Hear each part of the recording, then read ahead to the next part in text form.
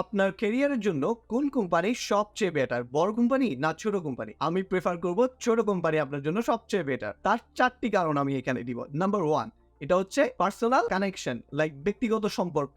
আপনি ব্যক্তিগত সম্পর্ক ছোট কোম্পানিতে বেশি বিল্ড আপ করতে পারবেন, যেটা বড় কোম্পানিতে পসিবল কম হয়।